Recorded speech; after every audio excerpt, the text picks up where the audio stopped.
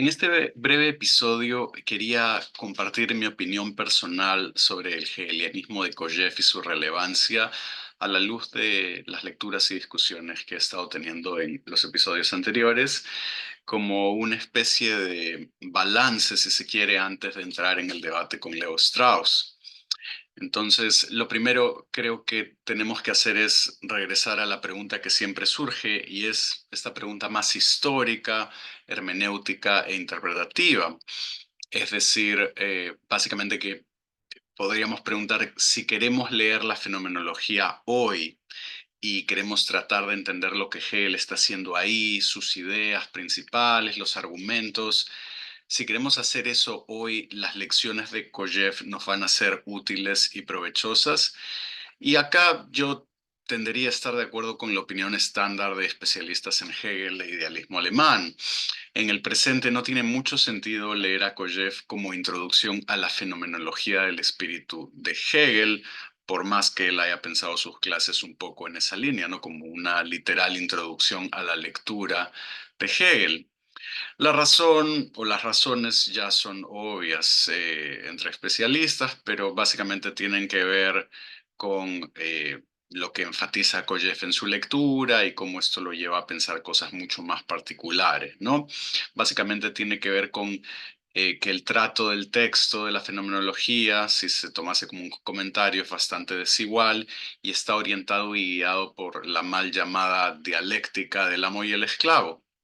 Entonces, Kojève claramente conoce todo el texto y lo aborda en sus clases y también lo hace en conexión con algunas partes de la enciclopedia, sobre todo con la lógica de la enciclopedia, pero aún así es una lectura demasiado, si queremos llamarla creativa o original, para ser tomada en serio como un comentario especializado, digamos, ¿no? Kojève sería un pensador mucho más original y estaría en la práctica, al margen de lo que él diga, menos interesado sobre eh, eh, tratar de reconstruir lo más fidedignamente posible lo que Hegel está diciendo en su contexto histórico, ¿no? Él cree que está haciendo esto y en el contexto de 1933 a 1939 y cómo se piensa la filosofía alemana, el hegelianismo, es aún así interesante y para nuestras perspectivas aún así una perspectiva bastante crítica e interesante, pero eso no quiere decir que hoy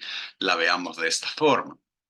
Entonces esto nos lleva al siguiente punto, y es si no vamos a leer a Kojève para entender a Hegel como una introducción, ¿vale la pena leer a Kojève por otras razones? Y acá diría que sí. eh, este sería un segundo grupo de consideraciones, pero tiene que ver básicamente con tres tipos de lector interesado.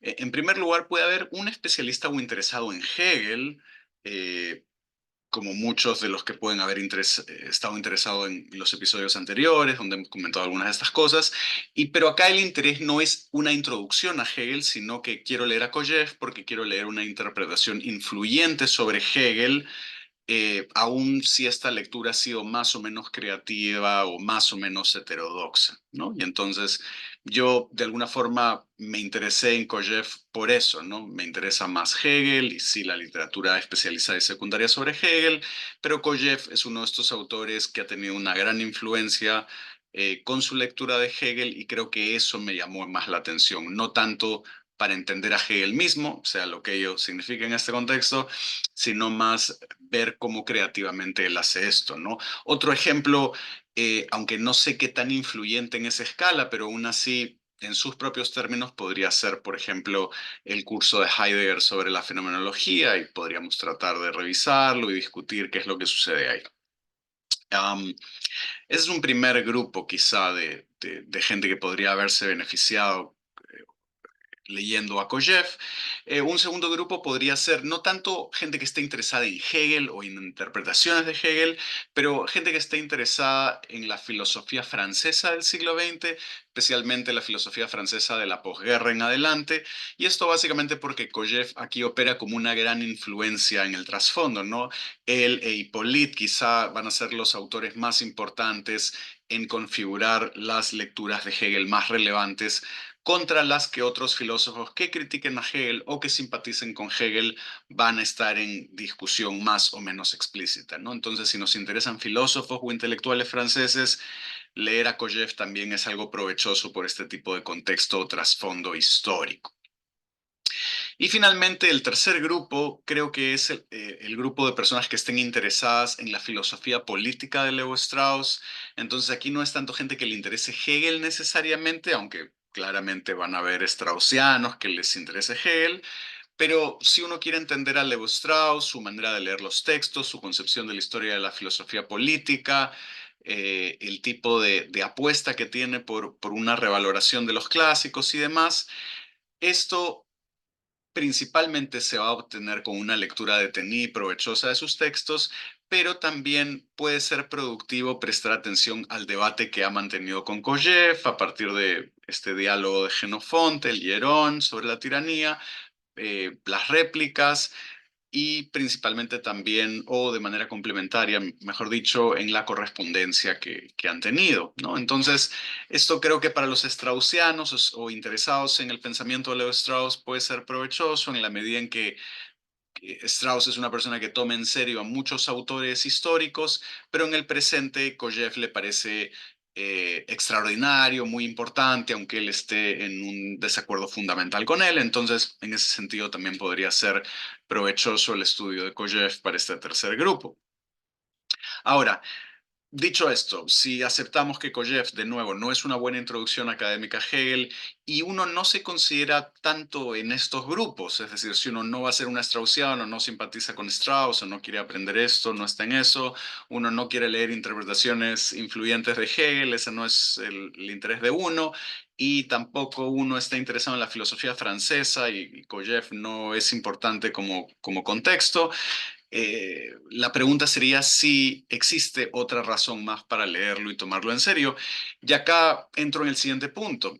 Yo creo que sí, pero solo sería importante si uno le interesa esta pregunta de el fin de la historia, ¿no? Si es que uno está interesado en conversaciones de filosofía de la historia en un sentido más amplio y si dentro de estas conversaciones sobre filosofía de la historia hay este tema sobre si la historia puede tener un tipo de lógica o fin, dependiendo cómo definimos lo que es la historia universal, su desarrollo, su lógica y finalmente su fin.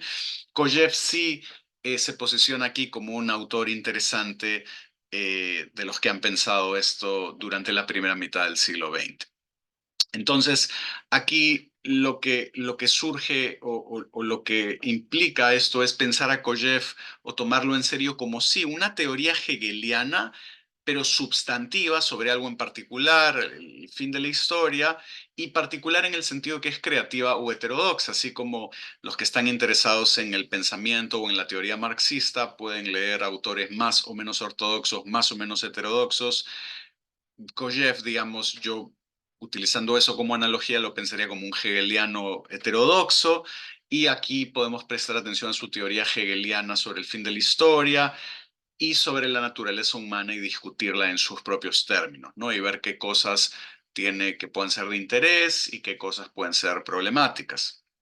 Y aquí es donde creo que se ubican mis intereses en relación a leer o discutir provechosamente a Kojève. Es decir, por un lado sí es cierto que yo estaría dentro del grupo de personas que está interesada en Hegel, sabe que este no es necesariamente la mejor literatura secundaria para adentrarse en algo más históricamente adecuado o sistemáticamente relevante de lo que hacen los especialistas hoy en términos de tratar de presentar a Hegel y sus argumentos, pero sí me interesa como una interpretación de Hegel que ha sido bastante influyente y ese es un tipo de recepción hermenéutica que a gente interesada en Hegel o en otros autores le puede interesar en sus propios términos, pero sobre todo me interesa más en sí misma es estas reflexiones como una teoría social particular, ¿no? Y aquí es donde quiero centrar mis comentarios finales para cerrar este episodio y luego ya pasar a la siguiente etapa en esta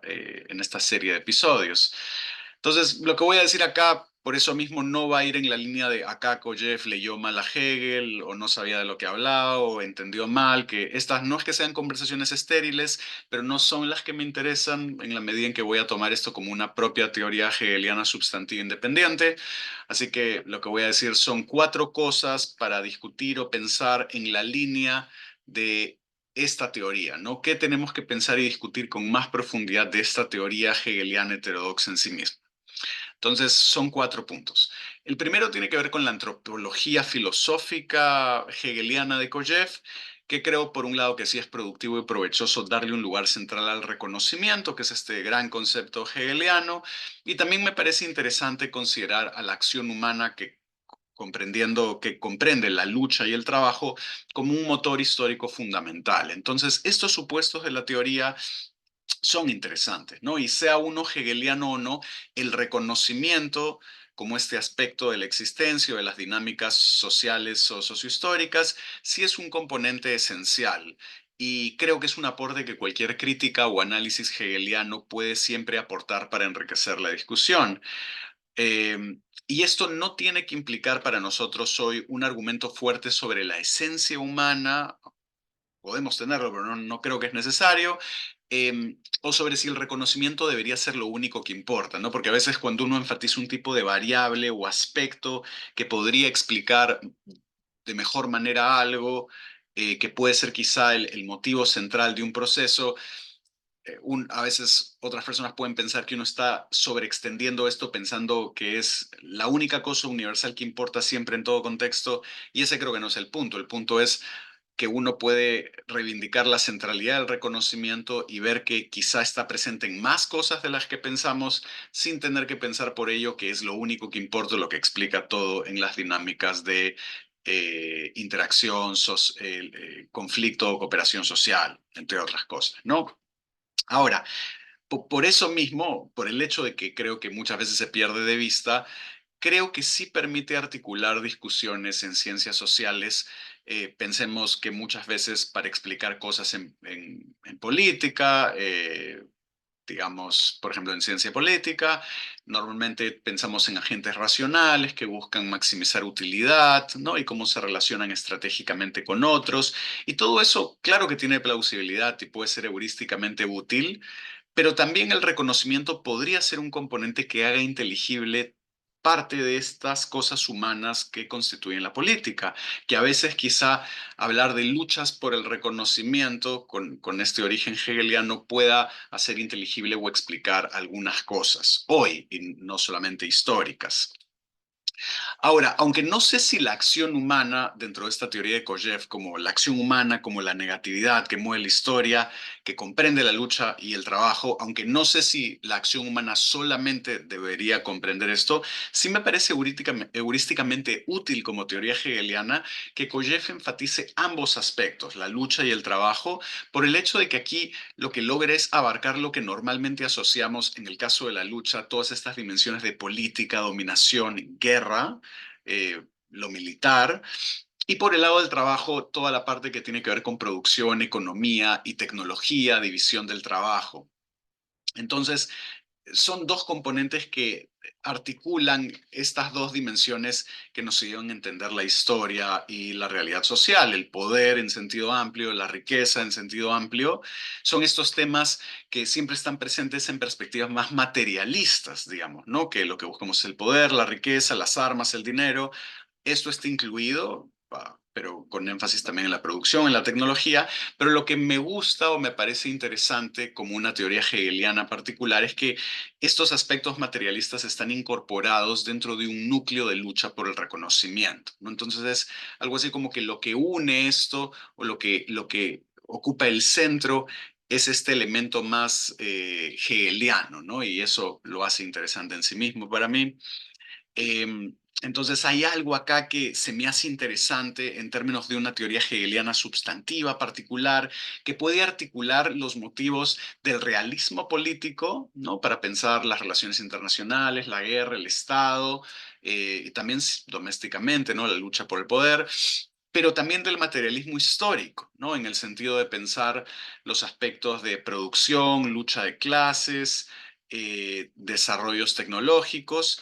Entonces hay realismo político y materialismo histórico, pero de nuevo, estos componentes materialistas que usamos en las ciencias sociales o en las ciencias políticas están articuladas con un núcleo de reconocimiento hegeliano, ¿no? Y eso creo que lo hace interesante, incluso si no aceptamos la lectura grandilocuente de Kojève, de que Hegel completó la filosofía, que ya se dijo todo, que ya terminó la historia, incluso si meramente lo tomamos como una especie de hipótesis o teoría con fines de explicación histórico-empírica. Es decir, si articulamos esta teoría o este marco conceptual con fines puramente de análisis para comprender lo que está pasando, se me hace como una operación potencialmente interesante, digamos, ¿no?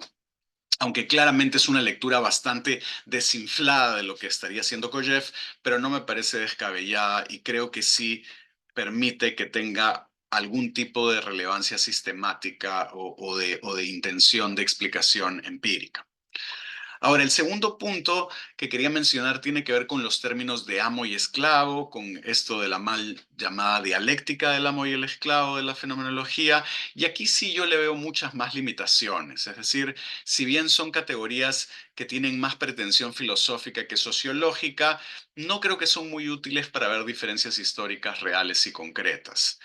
Es decir, entiendo que se hable de reconocer sin ser reconocido, eh, y que esta asimetría sea la que permite entender quién es el amo y quién es el esclavo. Y no me parece mal mirar asimetrías de reconocimiento en la historia. Creo que esto puede ser provechoso, pero creo que usar más categorías sociológicas lo haría empíricamente viable, como cuando hablamos en términos de otras clases y que claramente Kojève utilizaría también y conocería, ¿no? Simplemente estos sentidos más filosóficos o ad hoc tomados de Hegel o interpretados de este núcleo de la fenomenología, siento que no son muy útiles, ¿no? Incluso creo que sería mejor hablar de quiénes reconocen sin ser reconocidos y cuáles son las relaciones sociales que constituyen esto y no tienen que ser necesariamente siempre relaciones que estén marcadas por amos y esclavos, ¿no? Tampoco creo que tiene mucho sentido asociar por eso mismo al esclavo o a la figura del esclavo como siendo educado por el trabajo y desarrollando la tecnología. La historia de las clases y de la producción es más complicada y lo mismo con, o mucho más también, con el desarrollo tecnológico. Entonces, esa parte también me parece que pasa muy rápido y le da una especie de protagonismo al esclavo que no queda claro si siempre ha sido así a lo largo de la historia. Y finalmente la otra parte que se me hace complicado, problemática, es esta idea de que el amo solo puede morir, que no puede cambiar. Es decir, que llegado el caso, los esclavos tienen que abolir la esclavitud y esto implica como matar a los amos porque los amos no pueden redimirse. Esto tiene un cierto sentido teórico en la medida en que en el modelo de Kojève, como vimos, el amo lucha a muerte, entonces ya arriesgó su vida, no es reconocido por el esclavo y con los otros amos va a luchar hasta la muerte, pero no lo satisface ser reconocido por los otros amos. Pero esto no se me hace persuasivo. Es decir, no entiendo por qué entre amos no basta el reconocimiento. Es decir, podemos pensar en sociedades esclavistas donde los amos hayan tenido esclavos y hayan tenido reconocimiento entre amos. Esto puede ser la Grecia clásica, pero también podríamos pensarlo en los Estados Unidos, por ejemplo. Eh, y no entiendo eso. O sea, digamos, ¿por qué no se da una satisfacción de reconocimiento entre iguales mientras estos iguales mantienen jerarquías con los que toman como no iguales? Esto tiene mucha plausibilidad histórica y si bien Kojève lo que diría es que sea lo que ellos piensen, igual no están logrando la satisfacción y por eso la historia continúa, me parece que digamos, es una especie de respuesta un poco más ad hoc, si se quiere, ¿no? No me parece enteramente satisfactoria. Entonces, en este sentido, siento que la dialéctica o la mal llamada dialéctica del amo y el esclavo, que articula el núcleo de esta teoría social o histórica, termina extendiéndose mucho más de lo que puede, ¿no? Con estas categorías como una teoría de la lógica de la historia universal. Entonces, la lucha por el reconocimiento no me parece mal ver una especie de historia de luchas por el reconocimiento y encontrar un cierto progreso. Creo que esto podría ser interesante, pero tomar los pasajes del señor y del siervo, como la dialéctica del amo y el esclavo, y tomarla de esta forma y extenderla o radicalizarla, creo que es mucho más de lo que Hegel consigue en estos pasajes y por más que Kojev sea creativo y heterodoxo, no creo que resultan tan bien y creo que requieren muchos saltos históricos y empíricos. Y esto me lleva al tercer elemento, que es la superación de esta dialéctica, ¿no? La idea de que el amo y el esclavo se superan en el ciudadano del Estado universal y homogéneo del imperio napoleónico, ¿no? Entonces, que el ciudadano sea un ciudadano entre iguales es algo con lo que podemos simpatizar nosotros, pensándolo como un régimen que dota de reconocimiento universal y recíproco. Entonces, hay algo de la resolución de la lucha por el reconocimiento que se puede conseguir dentro de una sociedad de iguales derechos. Y esto puede ser interesante que Kojev lo asocie históricamente al Estado o al Imperio Napoleónico por la época de la fenomenología, pero acá la pregunta es, ¿qué tipo de régimen es este Estado kojeviano plenamente realizado del fin de la historia? ¿Cómo es el régimen del Estado universal y homogéneo? ¿Se trata de de una democracia liberal o se trata de algo más radical? Lo único que podemos pensar es que son iguales derechos, pero eso quiere decir que son iguales derechos civiles, políticos, sociales y demás, o se trata de otra cosa, digamos, ¿no? Por lo menos no es más radical en el sentido de abolir el Estado. Sí parece que tiene que haber un Estado. Em, y lo segundo con esta cuestión de cómo es el régimen es si tiene que ser un Estado mundial por el hecho de que es universal o si puede ser un sistema de estados con el mismo régimen, ¿no? Porque vamos a ver en un episodio posterior que Fukuyama va a justamente pensar la universalidad a la luz seguramente de un sistema de estados y sí va a pensar el Estado universal y homogéneo como una democracia liberal. Entonces, pero en Koyev esto no está desarrollado y estas dudas hacen que la idea del fin de la historia no terminen de cuadrar del todo.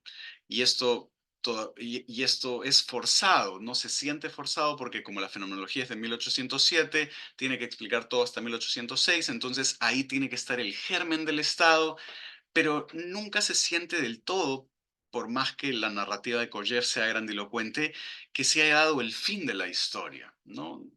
Por lo menos esa no es la sensación que el lector tiene, y históricamente tampoco por el hecho que Napoleón termina siendo derrotado, ¿no? Entonces es el germen, pero cuando se desarrolla o cuando se completa, y luego tenemos estos otros pasajes que aluden a la Unión Soviética, a China, a Japón, a los Estados Unidos, pero siempre es un poco ambiguo y no queda claro cómo sería este estado, ¿no? Y creo que eso también genera una serie de dudas y complicaciones. Y finalmente esto me lleva al último punto, que sí tiene que ver ya más con Hegel, y es que a mí particularmente, y esto solamente basado en la ignorancia, me gustaría saber cómo Kojev interpreta la filosofía del derecho de Hegel de 1820-21, y si Kojev piensa que la filosofía del derecho tematiza el estado universal y homogéneo del fin de la historia, o si más bien él piensa que la teoría hegeliana de la filosofía del derecho es una especie de retroceso conservador de madurez, siguiendo, por ejemplo, interpretaciones tradicionales donde Hegel se volvería más conservador, menos radical o crítico, se acomodaría más a la monarquía prusiana. Esto no es algo con lo que yo simpatizo, yo no creo que tiene evidencia histórica, creo que es más una especie de caricatura, más un rumor que se volvió aceptado, pero que viendo eh, la evidencia biográfica, pues no parece que sea el caso. Pero digo, esa podría ser una lectura si es que Kojev, para entender por qué no le da más desarrollo a la filosofía del derecho cuando piensa el Estado, ¿no? Sobre todo porque finalmente en la filosofía de la historia de Kojev, el fin es un tipo de Estado. Pero Kojev no discute esto con la teoría del Estado más elaborada de Hegel, ¿no? Ya, eso creo que es lo que me sorprende, ¿no? No digo que no lo haga porque no he leído todas las cosas de Kojev. Lo que estoy diciendo es que no lo hace en lo que he podido leer de él, de sus comentarios a la fenomenología. Entonces, lo presento más como una duda. Me interesaría saber si él ha discutido más explícitamente la relación del Estado universal y homogéneo con la teoría del Estado de la filosofía del derecho, o qué opinión le merece la etapa de Berlín más madura del sistema, porque como vimos antes, él no parece muy simpatizante con la enciclopedia, por ejemplo, cuando se piensa que la naturaleza también puede ser dialéctica y eso él cree que es un retroceso, entonces podría ser que la teoría política posterior también la vea como un retroceso. Son preguntas que dejo ahí abiertas, pero lo mismo lo pienso también con las lecciones de la filosofía de la historia universal, que no son exactamente del puño y letra de Hegel, pero igual son consideradas como, digamos, documentos interesantes que amplían el final de la filosofía del derecho donde se habla de la historia universal. Entonces aquí también me gustaría saber en la medida en que Kojève reconstruye una teoría social con una lógica de una filosofía de la historia universal que tiene un fin que se realiza en un estado. Me interesa saber si él piensa que estas lecciones de filosofía de la historia universal, de madurez, corroboran o refutan la lectura que él hace de la fenomenología, ¿no? Si siente que la filosofía de la historia universal de estas lecciones mantienen este espíritu crítico de lucha por el reconocimiento, de realización del Estado universal y homogéneo, o si lo ve como un giro conservador, sobre todo porque el propio Hegel en la introducción establece claramente que para él la historia universal es la historia de la realización de la libertad. Eh, entonces, estos son los cuatro aspectos del hegelianismo de Kojève que quería comentar a título personal antes de pasar en el próximo episodio a ver estas ideas en debate con las de Leo Strauss, ¿no? Entonces, quería hacer una especie de balance personal antes de pasar a lo siguiente.